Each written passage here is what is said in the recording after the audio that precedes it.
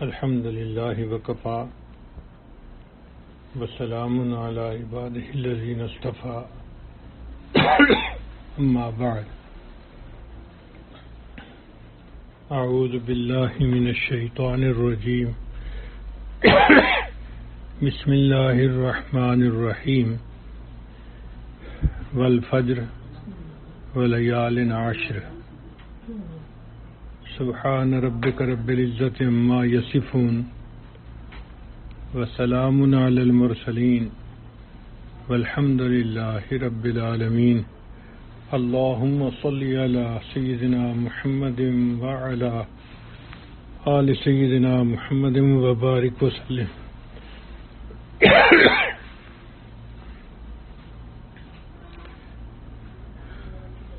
ہر مسلمان اپنے رب سے محبت کرتا ہے. بندے اور اللہ کے درمیان محبت کا تعلق ہے. اللہ تعالیٰ ارشاد فرماتے ہیں والذین آمنوا اشد حبا للہ کہ ایمان والوں کو اللہ سے شدید محبت ہوتی ہے.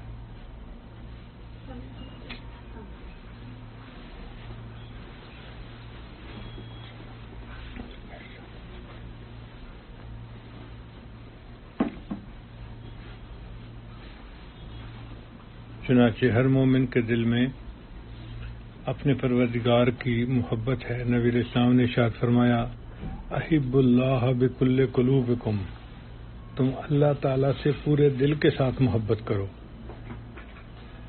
اور ایک حدیث پاک میں نبی علیہ السلام نے فرمایا احب اللہ لما یغزوکم من نعمہ تم اللہ سے اس لیے محبت کرو کہ اس نے تمہیں سب نعمتیں عطا کی ہیں.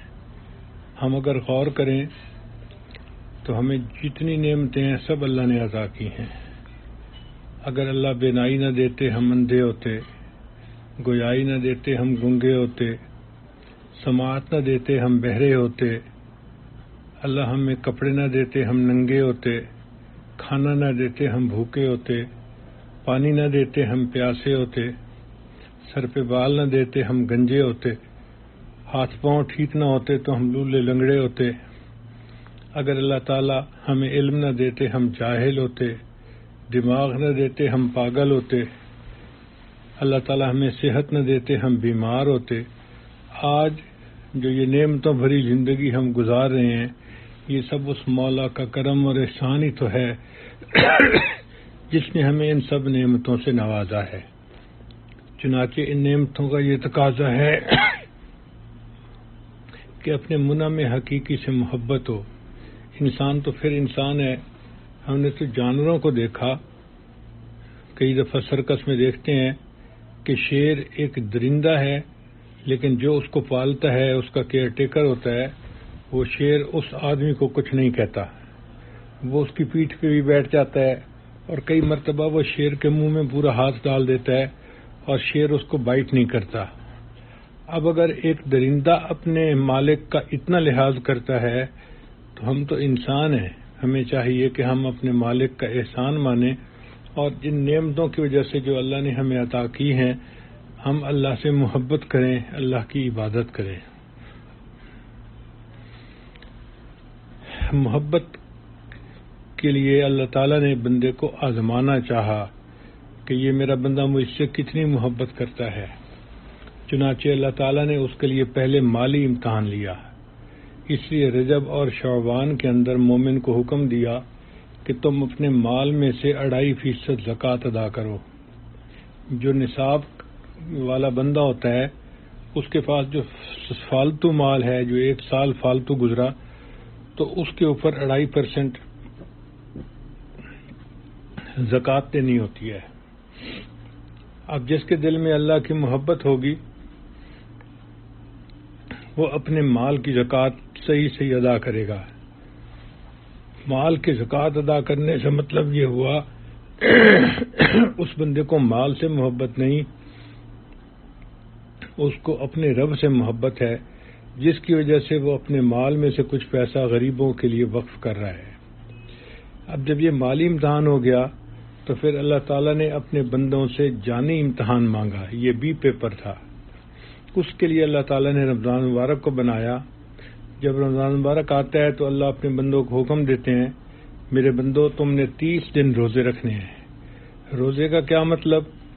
کہ دن کے اوقات میں نہ کھانا ہے، نہ پینا ہے، نہ میاں بیوی کا آپس کا تعلق ہے، یہ تینوں چیزیں منع ہیں۔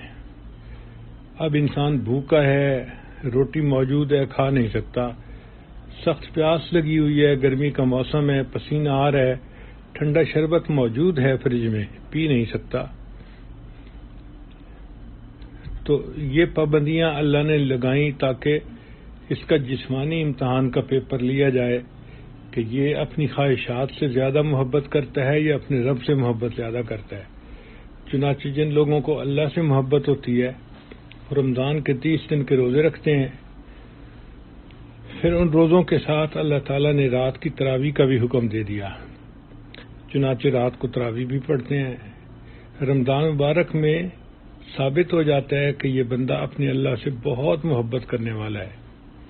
آپ اگر غور کریں تو محبت میں انسان کئی مرتبہ چند علامات ظاہر کرتا ہے جس سے پتہ چلتا ہے کہ اس کو واقعی بہت محبت ہے۔ مثال کے طور پہ جس کو محبت ہوتی ہے وہ محبوب کے گھر کے بار بار چکر لگاتا ہے، بھاگ بھاگ کے اس کی طرف جاتا ہے اور چکر لگا کے آتا ہے۔ رمضان مبارک میں مومن دن میں 5 مرتبہ نمازیں پڑھتا ہے اور پھر رات کو 20 رکعت تراویح بھی ادا کرتا ہے، تو مومن نے یہ ثابت کر دیا اے اللہ میرے اندر محبت کی یہ علامت موجود ہے۔ پھر محبت کی دوسری علامت ہوتی ہے کہ بندہ محبوب کو منانے کے لیے کئی مرتبہ بھوکا ہوتا ہے، کھانا نہیں کھاتا۔ ہم نے گھروں میں دیکھا ہے کئی مرتبہ خامن ناراض ہو جائے تو بیوی کھانا پینا چھوڑ دیتی ہے، کہتی ہے میرا دل نہیں چاہتا۔ اصل میں اس کا دل غمزدہ ہوتا ہے کہ خامن مجھ سے روٹھ کیوں گیا، اور وہ اس کو منانے کے لیے یوں اپنی محبت کا اظہار کرتی ہے کہ کھانا پینا چھوڑ دیتی ہے۔ ہم نے دیکھا ہے رمضان مبارک میں یہ علامت بھی پوری ہو گئی، مومن نے دل میں روزہ رکھا، کھانا پینا چھوڑ دیا، گویا اس نے اپنے اللہ سے محبت کی علامت کو پورا کر دکھایا۔ پھر ایک علامت یہ بھی ہوتی ہے کہ کئی مرتبہ محب اپنے محبوب کو منانے کے لیے اس کے قدموں میں بیٹھ جاتا ہے، دہلیز پکڑ لیتا ہے کہ میں جب تک آپ کو منا نہیں لوں گا میں یہاں سے نہیں اٹھوں گا۔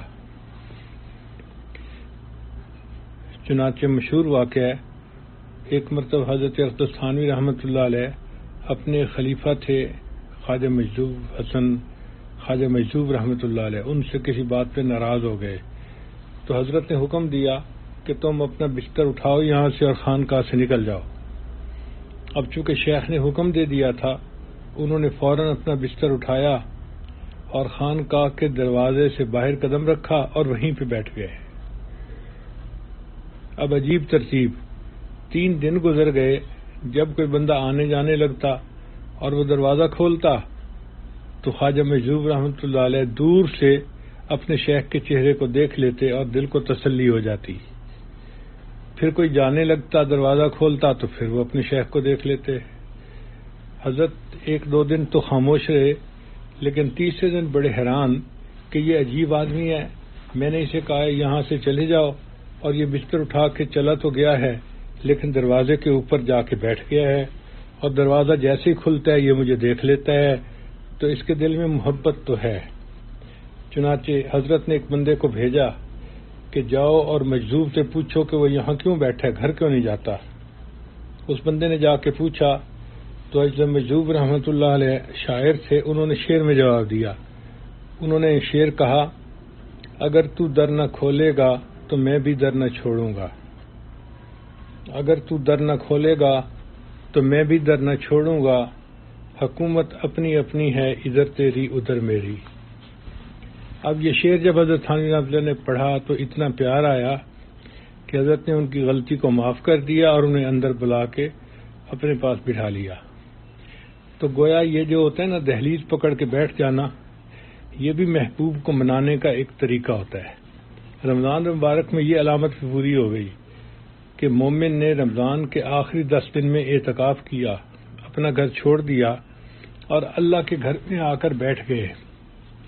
کہ یا اللہ میں تو اب آپ کے گھر کی دہلیز پکڑ کے بیٹھ گیا ہوں، جب تک آپ کو نہیں مناؤں گا میں یہاں سے نہیں اٹھوں گا۔ تو اس طرح محبت کی جتنی علامات تھیں سب پوری ہو گئی، تو ثابت ہو گیا کہ مومن اے پیپر میں بھی پاس ہو گیا اور بی پیپر میں بھی پاس ہو گیا۔ چنانچہ جو بندہ پاس ہوتا ہے اس کو پھر انعام دیا جاتا ہے۔ اللہ تعالیٰ نے مومن کو انعام کے لیے اپنے گھر بلایا کہ میرے بندے تو نے اے پیپر اور بی پیپر میں کامیابی حاصل کر کے یہ ثابت کر دیا کہ تو اپنے رب سے محبت کرنے والا بندہ ہے، لہذا اب انعام لینے کے لیے میرے گھر آؤ۔ اسی لیے کہا جاتا ہے کہ رمضان کام کا مہینہ ہے اور ذی الحجہ انعام کا مہینہ ہے۔ جن لوگوں نے رمضان میں خوب محنتیں کیں ان کو اللہ بلا کے اپنے گھر میں ذی الحجہ میں انعام دیتا ہے۔ ہم نے اپنے ملکوں میں دیکھا ہے کہ جب کسی کو پرائیڈ آف پرفارمنس وغیرہ کا انعام دینا ہو تو اس کو پریزیڈنٹ اپنے گھر میں بلاتا ہے، پریزیڈنٹ ہاؤس میں بلایا جاتا ہے۔ تو اللہ تعالیٰ نے بھی اپنے بندوں کو اپنے گھر بلایا کہ میرے بندوں آؤ میرے گھر میں تمہیں انعام سے نوازنا چاہتا ہوں۔ لہذا ذی الحجہ کے یہ جو پہلے 10 دن ہیں یہ بہت فضیلت کے دن ہیں۔ اب یہاں پر ذہن میں یہ بات آتی ہے کہ اگر اللہ تعالیٰ چاہتے تو رمضان شریف ختم ہونے کے بعد شوال کی 2 تاریخ کو یا 3 تاریخ کو حج بنا دیتے، مگر اللہ کو پتا تھا کہ میرے بندے پوری دنیا میں پھیلے ہوئے ہوں گے اور یہ میرے گھر کی طرف آئیں گے، کوئی بسوں کے ذریعے، کوئی پیدل آئے گا، کوئی گھوڑوں کے ذریعے، اونٹوں کے ذریعے، کوئی بحری راستوں کے ذریعے، کوئی ہوائی راستوں کے ذریعے، تو ان کو ٹائم لگے گا آنے میں۔ تو اللہ تعالیٰ نے 2 مہینے درمیان میں ٹریولنگ کے لیے رکھ دیے۔ شوال اور ذی قعدہ یہ گویا 2 مہینے ہیں کہ بندے اپنے گھروں سے سفر کریں اور اللہ کے گھر میں آئیں۔ چنانچہ پوری دنیا سے اللہ کے چاہنے والے سفر کرتے ہیں اور مکہ مکرمہ پہنچ جاتے ہیں۔ عام طور پر ذی الحجہ کے جو پہلے 10 دن ہیں یہ حاجی لوگ مکہ مکرمہ میں گزارتے ہیں۔ کچھ لوگ مدینہ پہلے چلے جاتے ہیں، وہ بھی آ جاتے ہیں مکہ مکرمہ۔ تو مکہ مکرمہ میں اس وقت حاجیوں کا اجتماع ہوتا ہے۔ یہ ایسے 10 دن ہیں کہ جس 10 دنوں میں اللہ تعالیٰ کی رحمت اپنے جوبن پہ ہوتی ہے۔ اللہ خوش ہوتے ہیں کہ میرے چاہنے والے سب اکٹھے ہو گئے ہیں۔ اس کی مثال یوں سمجھیں کہ جیسے کسی گھر میں شادی ہو تو اگر مہمان آ جائیں اس گھر میں تو جس کی شادی ہوتی ہے اس دلہا کو خوشی ہو رہی ہوتی ہے کہ میری شادی ہے اور مہمانوں نے آنا شروع کر دیا۔ اللہ تعالیٰ بھی خوش ہوتے ہیں کہ میرے چاہنے والے میرے بندے جو مجھ سے محبت کرتے تھے وہ اب میرے گھر میں آنے شروع ہو گئے۔ چنانچہ اللہ تعالیٰ نے ان 10 راتوں کی قسم کھائی ہے، والفجر ولیال عشر، اور 10 راتوں کی قسم۔ مفسرین نے لکھا ہے ان 10 راتوں سے مراد ذی الحجہ کی پہلی 10 راتیں ہیں۔ تو اللہ تعالیٰ جن راتوں کی قسم کھاتا ہے آپ اندازہ لگائیے کہ وہ ایام اللہ کو کتنے محبوب ہوں گے۔ نبی علیہ السلام نے ارشاد فرمایا کہ ذی الحجہ کے جو پہلے 10 دن ہیں افضل ایام الدنیا، دنیا کے جتنے بھی ایام ہیں ان میں سب سے زیادہ افضل یہ دن ہیں، یعنی رمضان مبارک سے بھی زیادہ اہمیت ان کی ہے اس لحاظ سے، حاجی کے اعتبار سے۔ چنانچہ ان 10 دنوں میں لوگ مکہ مکرمہ میں رہتے ہیں، طواف کرتے ہیں، تلاوت کرتے ہیں، بیت اللہ کی زیارت کرتے ہیں، اللہ کے حضور اپنے گناہوں کی معافیاں مانگتے ہیں۔ تو یہ گویا اللہ کے خزانے لوٹنے کا وقت ہے۔ اس لیے علماء نے لکھا ہے کہ ان 10 دنوں میں اگر کوئی روزہ رکھے تو اس کی بھی بڑی فضیلت ہے۔ ویسے بھی مکہ مکرمہ میں ایک روزہ رکھنا اپنے گھر پر 1,00,000 مرتبہ روزہ رکھنے کے برابر ہے۔ تو اگر کوئی حاجی نفلی روزے کی نیت کر لے تو اس کو تو ہر روز 1,00,000 روزے کا ثواب ملے گا۔ اور ویسے بھی افطاری میں دعائیں قبول ہوتی ہیں، تو ان دنوں میں اللہ تعالیٰ سے جب کوئی بندہ دعا مانگے گا تو اللہ تعالیٰ ضرور قبول فرمائیں گے۔ چنانچہ ذی الحجہ کے یہ 10 دن حاجی کے لیے بہت اہمیت کے دن ہوتے ہیں اور ان میں وہ حج کے لیے تیار ہو رہا ہوتا ہے۔ پھر جب 8 ذی الحجہ آتی ہے تو وہ مکہ مکرمہ سے چل کے مینا میں اپنے ڈیرے لگاتا ہے۔ مینا میں اس نے کئی دن گزارنے ہوتے ہیں۔ 5 نمازیں مینا میں ادا کر کے پھر 9 تاریخ کو جو 9 ذی الحجہ کہلاتی ہے وہ مینا سے عرفات کے اندر جاتا ہے۔ 9 تاریخ کو حج کا دن کہا جاتا ہے۔ اس دن ظہر سے لے کے مغرب تک کے وقت میں وقوف عرفہ کیا جاتا ہے اور اس کا نام حج ہے۔ یہ حج کا افضل ترین رکن ہے۔ حج کے 2 رکن ہیں، یعنی 2 بڑے پلر ہیں جن پر یہ عمارت کھڑی ہے، ایک وقوف عرفہ اور دوسرا طواف زیارت، اور ان دونوں میں بھی وقوف عرفہ زیادہ اہمیت رکھتا ہے۔ صحابی نے پوچھا ہے اللہ کے نبی صلی اللہ علیہ وسلم الحج، حج کیا ہے؟ تو نبی علیہ السلام نے فرمایا الحج العرفہ، کہ وقوف عرفہ کرنا اس کا دوسرا نام حج ہے۔ اگر کسی آدمی کا طواف زیارت فوت ہو جائے تو اس کے بدلے قربانی ہو جاتی ہے، لیکن اگر کسی بندے کا وقوف عرفہ رہ گیا تو گویا اس کا حج ہی فوت ہو گیا، حج ہی ختم ہو گیا، حج نہیں ہو سکتا وقوف عرفہ کے بغیر۔ اس لیے وقوف عرفہ کی بڑی اہمیت ہے۔ اب وقوف عرفہ کے دن مومن میدان عرفات میں جاتا ہے اور ظہر سے لے کے مغرب تک کا وقت جو ہے اس کو وہ اللہ تعالیٰ سے مانگنے میں گزارتا ہے۔ اور دیکھیں اللہ تعالیٰ کی رحمت کہ اللہ تعالیٰ نے حج کو وقوف کا نام دیا کہ تم احرام باندھ کے آؤ اور میدان عرفات میں بیٹھ کے تم دعائیں مانگو۔ اگر اللہ تعالیٰ 2 رکعت نفل پڑھنے کو حج بنا دیتے تو سوچیں ہم کتنی مشکل میں پڑ جاتے۔ ایسا ہوتا کہ 2 رکعت امام پڑھا دیتا اور میرے جیسے بوڑھے اپنا وضو ابھی کر رہے ہوتے، اور کتنی عورتیں ایسی ہوتی جو لاکھوں روپیہ صرف کر کے آتی، ہزاروں میل کا سفر کر کے، اور جب حج کا دن ہوتا تو انہوں نے نماز بھی نہ پڑھنی ہوتی تو ان کا بھی حج رہ جاتا۔ تو اللہ تعالیٰ نے نماز کو حج نہیں بنایا، اللہ نے فرمایا کہ نہیں، تم احرام باندھ کے میدان عرفات میں آ جاؤ، وقوف کر لو تو تمہارا حج کا عمل پورا ہو گیا۔ اب یہ حج کا عمل جو ہے یہ عام عورت بھی کر سکتی ہے اور جس سے نماز نہیں پڑھنی وہ بھی کر سکتی ہے، بیمار بھی کر سکتا ہے، صحت مند بھی کر سکتا ہے، حتیٰ کہ اگر کوئی بے ہوش آدمی احرام باندھ کے آ جائے تو وقوف عرفہ اس کا بھی ہو جاتا ہے۔ اور اللہ تعالیٰ کو یہ دعا کا مانگنا اتنا پسند ہے کہ اللہ تعالیٰ نے فرمایا کہ اچھا تم ایسے کرو کہ عصر کی نماز کو ظہر کے ساتھ پڑھ لو، جمع بین الصلاتین، اور مغرب کی نماز تم نے جلدی نہیں پڑھنی بلکہ مغرب کو عشاء کے ساتھ ملا کے مزدلفہ میں جا کے پڑھنی ہے۔ گویا عصر اور مغرب کے درمیان وقت کو کھینچ کے لمبا کر دیا گیا اور اس میں کہا کہ تم مانگو اللہ سے جو مانگتے ہو۔ حدیث مبارکہ میں آتا ہے نبی علیہ السلام نے ارشاد فرمایا کہ میں نے شیطان کو جتنا ذلیل ہوتے دیکھا یا تو بدر کے میدان میں یا میدان عرفہ میں۔ بدر کے میدان میں بھی وہ سر میں مٹی ڈال رہا تھا کہ میں تو برباد ہو گیا، اور میدان عرفہ میں بھی وہ سر میں مٹی ڈال رہا ہوتا ہے کہ میرے سالوں کی محنت ضائع ہو گئی، میں نے اتنی محنت سے لوگوں سے گناہ کروائے تھے، آج انہوں نے اللہ سے معافی مانگی اور اللہ نے ان سب کے گناہوں کو معاف کر دیا تو میں تو برباد ہو گیا۔ تو آپ سوچئے کہ میدان عرفہ میں شیطان اپنے سر میں مٹی ڈالتا ہے، روتا ہے، چیختا ہے، میری محنت ضائع ہو گئی۔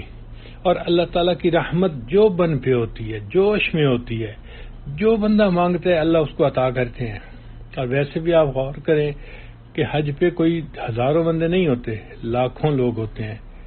آج کل تو 40 لاکھ، 50 لاکھ، 60 لاکھ اس طرح سے لوگ ہوتے ہیں۔ اب اتنے لاکھوں بندے اگر کسی ایک دروازے پر آ جائیں اور اللہ سے مانگیں تو اللہ تعالیٰ ان کو کیوں نہیں عطا فرمائیں گے؟ چنانچہ میدان عرفہ میں جو بندہ دعا مانگتا ہے اس کی دعا اللہ قبول فرماتے ہیں اور اس کے دامن کو اللہ بھر دیتے ہیں۔ حدیث مبارکہ میں ہے کہ جس بندے نے حج کیا رجع کا یومن ولدت امہ، وہ اس طرح واپس لوٹتا ہے جیسے اس دن گناہوں سے پاک تھا جب اس کی ماں نے اس کو جنم دیا تھا۔ یعنی جس دن بچہ پیدا ہوتا ہے تو جیسے اس دن وہ گناہوں سے بالکل پاک صاف ہوتا ہے، معصوم ہوتا ہے، حج کرنے کے بعد بندہ اس طرح معصوم ہو کے واپس لوٹتا ہے۔ تو اللہ تعالیٰ کتنے خوش ہوتے ہیں کہ بندے کے سب چھوٹے بڑے گناہوں کو معاف فرما دیتے ہیں۔ اس لیے علماء نے لکھا ہے کہ جو بندہ وقوف عرفہ کرے وہ پھر یہ نہ کہے جی کہ میری دعا قبول نہیں ہوئی، چونکہ اس سے اللہ تعالیٰ ناراض ہوتے ہیں۔ اور یہ بات سمجھ میں آنے والی ہے، اگر کوئی فقیر کسی سخی کے دروازے پر آئے اور پھر لوگوں کو جا کر کہے کہ جی مجھے اس کے دروازے سے کچھ نہیں ملا، تو سخی کو غصہ آتا ہے، یہ کون ہے جو کہتا ہے کہ میرے دروازے اس کو روٹی نہیں ملی، اس کو پیسہ نہیں ملا۔ اور اللہ تعالیٰ تو پھر اللہ تعالیٰ ہیں جو ساری کائنات کے خزانوں کے مالک ہیں، ان کے دروازے پہ کوئی بندہ آئے اور پھر کہے جی کہ مجھے کچھ نہیں ملا، تو اللہ تعالیٰ کو بہت غصہ آتا ہے۔ اس لیے جو بندہ وقوف عرفہ کر لے وہ پھر یہی گمان کرے کہ اللہ نے جب مجھ سے وقوف عرفہ کروا دیا، اب اللہ نے میرے گناہوں کو معاف کر دیا، اور جو میں نے اللہ سے نعمتیں مانگی تھیں اللہ نے سب مجھے عطا کر دی۔ پھر مغرب جب ہو جاتی ہے تو عرفہ میں مغرب کی نماز نہیں پڑھتے، بلکہ وہاں سے چل پڑتے ہیں مزدلفہ کی طرف، اور مزدلفہ پہنچ کر وہاں پر مغرب اور عشاء اکٹھی پڑھتے ہیں۔ پھر رات کو مزدلفہ میں قیام کرتے ہیں۔ فقہاء نے لکھا ہے کہ مزدلفہ کی رات حاجی کے حق میں شب قدر کی رات کی مانند ہوتی ہے، یعنی جیسے لیلۃ القدر میں بندے کی دعائیں قبول ہوتی ہیں، وقوف عرفہ کی رات میں، وقوف مزدلفہ کی رات میں اس طرح بندے کی دعائیں قبول ہوتی ہیں۔ پھر جب فجر کی نماز پڑھ لی جاتی ہے 10 ذی الحجہ کو، تو فجر سے لے کے سورج نکلنے تک یہ پھر وقوف کا وقت ہوتا ہے۔ اللہ تعالیٰ نے دوسرا وقوف کیوں بنایا؟ چونکہ بندہ عام طور پہ بھلکڑ ہے، جب کوئی کام کرنا ہوتا ہے موقع پہ بھول جاتا ہے اور بعد میں افسوس کرتا ہے اوہو مجھے تو یہ یاد ہی نہ رہا۔ تو اللہ نے فرمایا کہ یہ وقوف عرفہ میں کئی باتیں بھول جائیں گے، جب ختم ہو جائے گا وقت پھر کہیں گے اوہو میں تو بھول گیا، میں نے تو یہ بھی مانگنا تھا، یہ بھی مانگنا تھا، چلو ان کو ایک ٹائم اور دے دو کہ اب جو ان کو یاد آیا یہ وہ بھی مجھ سے مانگ لیں۔ چنانچہ وقوف مزدلفہ میں جو دعائیں بندہ مانگتا ہے وہ بھی قبول ہو جاتی ہیں۔ اب جب یہ وقوف دونوں کر لیے تو مومن کے لیے گویا عید کا دن ہوتا ہے، خوشی کا دن ہوتا ہے کہ اللہ نے اس کی بخشش کر دی، اللہ نے اس کے گناہوں کو معاف کر دیا، اور اللہ نے اس کو محبت کی اور پیار کی نظر سے دیکھ لیا۔ چنانچہ اب حاجی کو حکم ہے کہ تم منا واپس آؤ، اور اس دن حاجی کو 3 کام کرنے ہوتے ہیں۔ ایک کام یہ کہ شیطان کو کنکریاں مارنی ہوتی ہیں، یعنی شیطان کو کنکریاں مار کے اس سے اپنی بیزاری کا اظہار کرنا ہوتا ہے کہ یا اللہ میں آپ کا ہوں اور جو آپ کا دشمن ہے وہ میرا بھی دشمن ہے، میں اس کو کنکریاں مار رہا ہوں۔ ہر کنکری مارنے پر اللہ اتنا بڑا گناہ معاف کرتے ہیں کہ اگر وہ گناہ معاف نہ ہوتا تو بندے کے لیے جہنم میں جانے کا سبب بنتا۔ رمی جمار کی فضیلت یہ ہے۔ چنانچہ 10 ذی الحجہ کو ایک شیطان کو کنکریاں مارتے ہیں، پھر اس کے بعد قربانی کا جانور ذبح کرتے ہیں، یہ حج کی قربانی ہوتی ہے، اور اس کے بعد پھر سر کے بال کٹوا کے احرام اتار لیتے ہیں۔ گویا حج کے زیادہ مناسک پورے ہو گئے، تھوڑے باقی رہ گئے۔ اب جب احرام اتار دیا تو حاجی خوشبو بھی لگا سکتا ہے، بال بھی کاٹ سکتا ہے، ناخن بھی کاٹ سکتا ہے، سلے ہوئے کپڑے بھی پہن سکتا ہے، ہر چیز اس کے لیے جائز ہو جاتی ہے سوائے ایک چیز کے، اور وہ ہے میاں بیوی کا آپس میں ملاپ۔ اللہ فرماتے ہیں تم آؤ اور پہلے طواف زیارت کرو، مجھ سے ملاقات پہلے کرو، پھر میاں بیوی آپس میں ملاقات کرتے رہنا۔ چنانچہ اس دن ان 3 کاموں کو کرنے کے بعد احرام اتار کے بندہ حرم شریف جاتا ہے اور وہاں جا کے طواف زیارت کرتا ہے۔ یہ طواف زیارت حج کا دوسرا بڑا رکن ہے۔ جس نے طواف زیارت کر لیا گویا اس نے دونوں رکن مکمل کر لیے، وقوف عرفہ بھی اور طواف زیارت بھی، اس کا حج مکمل ہو گیا۔ اب اس کے بعد اللہ تعالیٰ حکم دیتے ہیں کہ میرے بندے تم اب 3 دن رہو منا میں اور تینوں دن بس شیطان کو کنکریاں مارتے رہو. تو یہ کام ہوتا ہے کہ صبح یعنی جب وقت شروع ہوتا ہے اس وقت پہلے دوسرے تیسرے تینوں شیطان کو کنکریاں ماری جاتی ہیں اور اس وقت دعائیں بھی قبول ہوتی ہیں. پھر جب 12 ذی الحجہ کی شام ہو جاتی ہے تو اس سے پہلے اگر انسان واپس آنا چاہے تو وہ واپس بھی آ سکتا ہے، اور اگر رک جائے تو پھر 13 کی جو ہے نا وہ کنکریاں مار کے واپس آئے. زیادہ فقہاء نے یہی لکھا ہے کہ 13 کی کنکریاں مار کے پھر مکہ جانا یہ زیادہ افضل ہے. چنانچہ 13 کی کنکریاں مار کے جب حاجی واپس لوٹتا ہے منا سے تو وہ گناہوں سے بالکل پاک صاف ہو چکا ہوتا ہے. اللہ تعالیٰ کی رحمت اس کو گھیر لیتی ہے، اس کا دل منور ہو چکا ہوتا ہے اور اللہ تعالیٰ اس کو اپنے مقبول بندوں میں شامل فرما لیتے ہیں. اجازت ہو تو آ کر میں بھی شامل ان میں ہو جاؤں، اجازت ہو تو آ کر میں بھی شامل ان میں ہو جاؤں، سنا ہے کل تیرے در پر ہجوم عاشقاں ہوگا. اے اللہ کل آپ کے عاشق آپ کے سامنے میدان عرفات میں وقوف کریں گے اور اکٹھے ہوں گے. اللہ ہمارے لیے بھی عافیت کے ساتھ سہولت کے ساتھ وقوف عرفہ کا کرنا آسان فرما دینا. اللہ تعالیٰ اپنی رحمت فرمائے اور ہمیں ہر سال اللہ تعالیٰ یہ سعادت نصیب فرمائے تاکہ ہم اللہ کے دربار میں حاضر ہوں اور اپنے رب سے گناہوں کی معافی مانگیں اور اس سے اس کی رحمتوں کا سوال کریں اور اللہ ہمارے دامن کو رحمتوں سے بھر دے. یہ مزدلفہ یہ جو ذی الحجہ کے 10 دن ہیں اس لیے یہ بہترین ایام ہیں دنیا کے، اور یہ عشاق اللہ تعالیٰ کے گھر میں آتے ہیں اور اللہ تعالیٰ سے انعام وصول کرتے ہیں.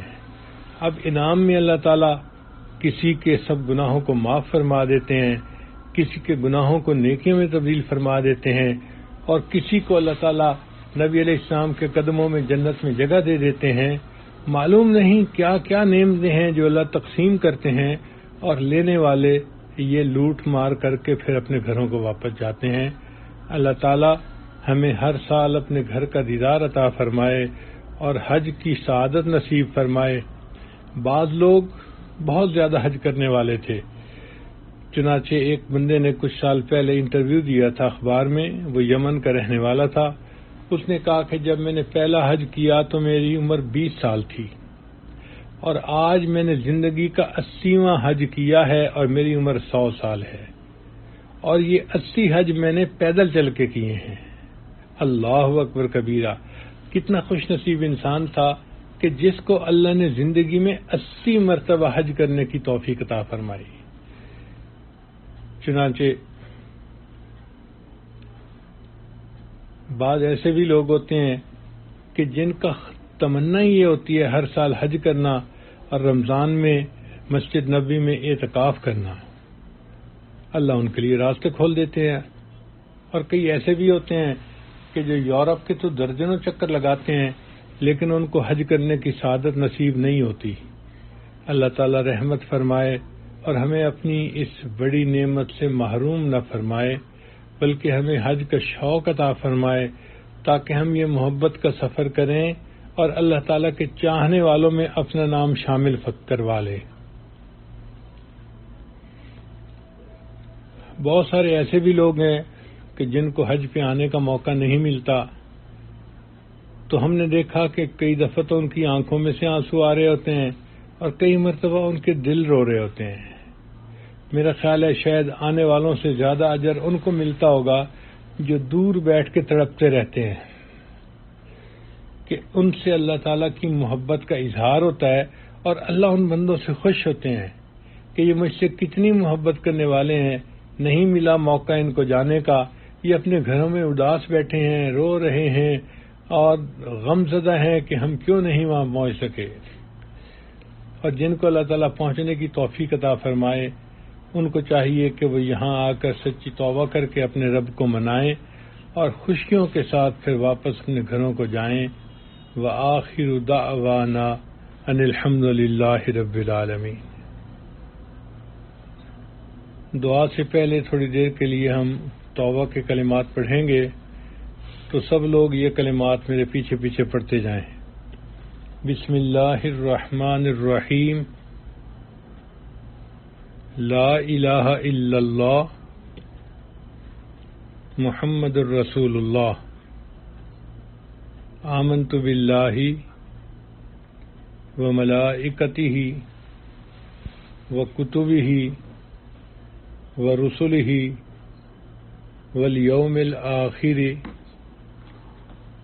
والقدر خیرہ وشرہ من اللہ تعالی والبعث بعد الموت، آمنت باللہ کما ہوا باسمائہ وصفاتہ وقبلت جمیع احکامہ اقرار باللسان وتصدیق بالقلب، اشہد ان لا الہ الا اللہ واشہد ان محمدا عبدہ ورسولہ، استغفر اللہ ربی من کل ذنب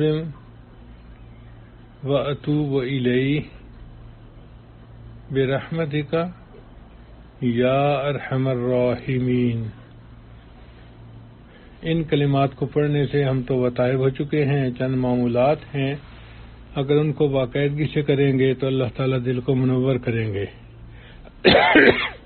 پہلا عمل ہے 100 مرتبہ استغفار صبح و شام پڑھنا، استغفر اللہ ربی من کل ذنب واتوب الیہ۔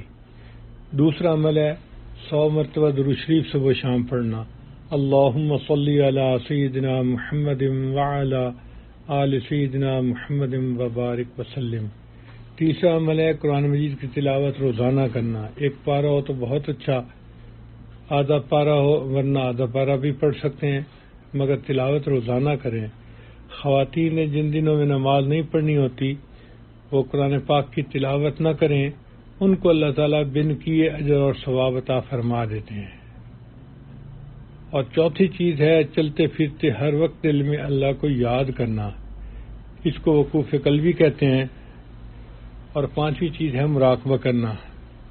مراقبے کا طریقہ بہت آسان ہے، صبح شام تھوڑی دیر کے لیے اپنے آپ کو فارغ کر لیں اور اللہ سے لو لگا کے مصلی پہ بیٹھ جائیں، آنکھیں بند کر لیں، سر جھکا لیں اور یہ سوچیں کہ اللہ کی رحمت آ رہی ہے، میرے دل میں سما رہی ہے، میرے دل کی ظلمت اور سیاہی دور ہو رہی ہے اور میرا دل اللہ اللہ اللہ اللہ، یہ میرا دل اللہ اللہ کہہ رہا ہے۔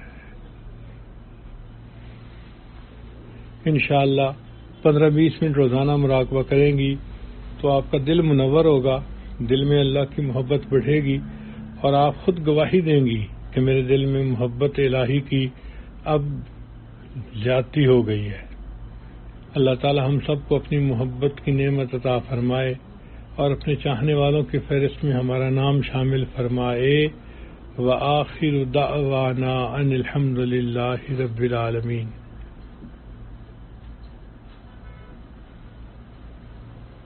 دعا سے پہلے چیک کر لو یہ چل بھی رہا ہے کہ نہیں چل رہا۔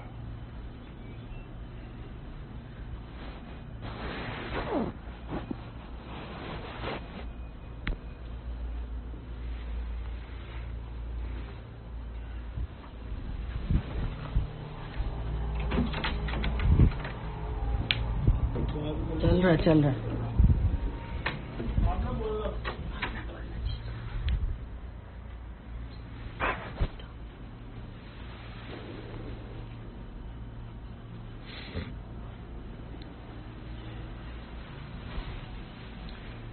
دعا کر لیجئے۔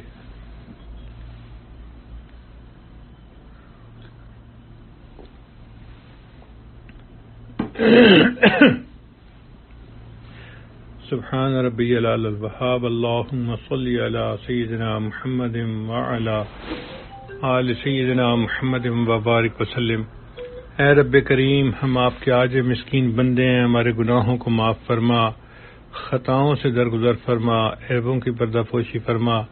اللہ ہماری نگاہوں کو پاک فرما، ہمارے دلوں کو صاف فرما، ہمارے سینوں کو اپنی محبت سے لبریز فرما، اپنے عشق کی آتش ہمارے سینوں میں پیدا فرما۔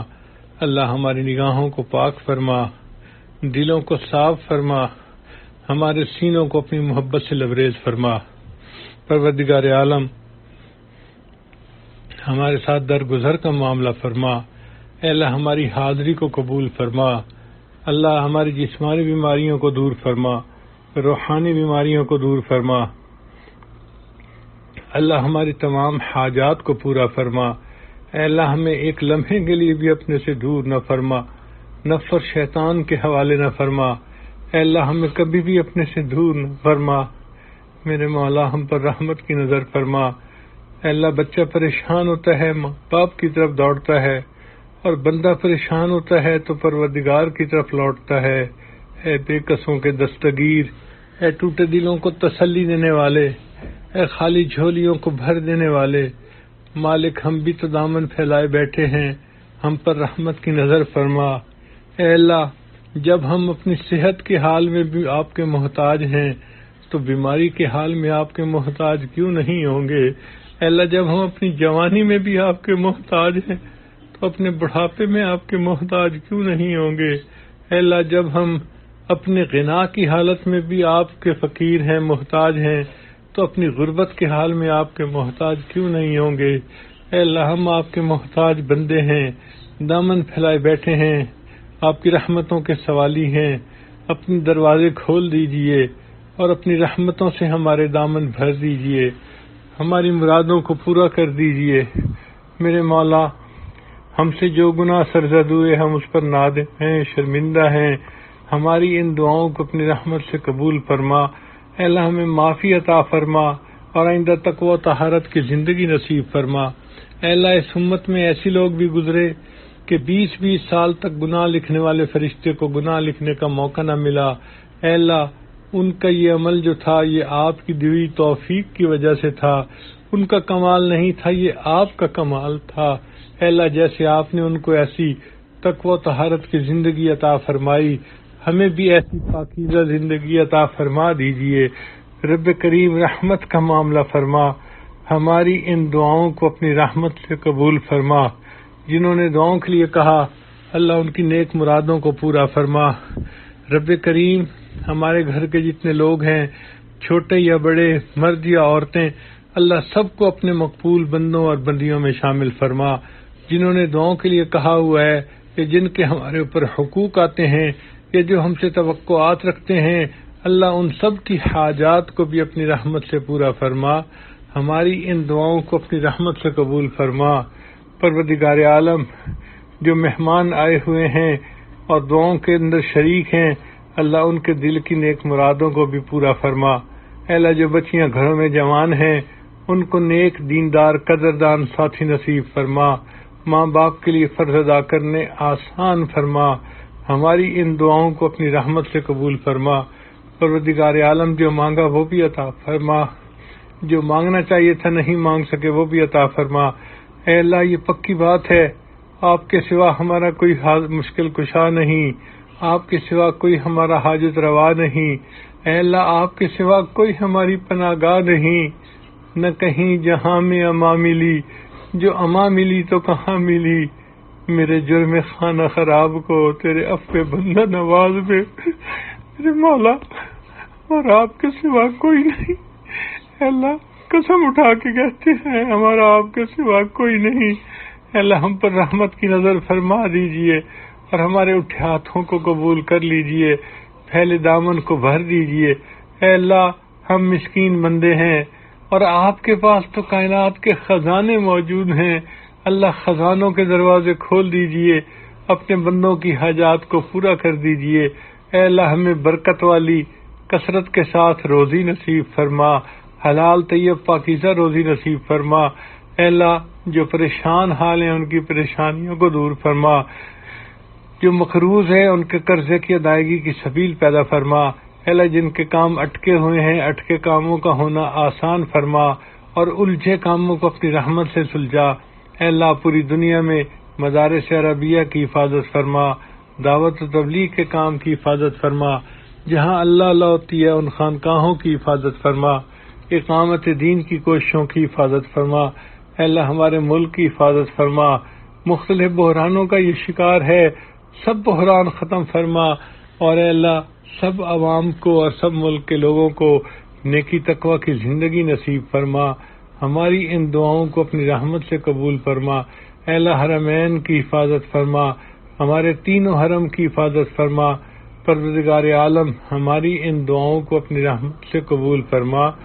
ربنا تقبل من، اللہ ہمارے والدین عزیز اقارب مشائخ جو فوت ہو چکے ان کی مغفرت فرما، اور جن کی آپ نے مغفرت کر دی ان کو قلب کے اعلیٰ ترین درجات عطا فرما۔ صلی اللہ تعالی علی حبیبہ سیدنا محمد وآلہ واصحابہ اجمعین برحمتک یا ارحم الراحمین۔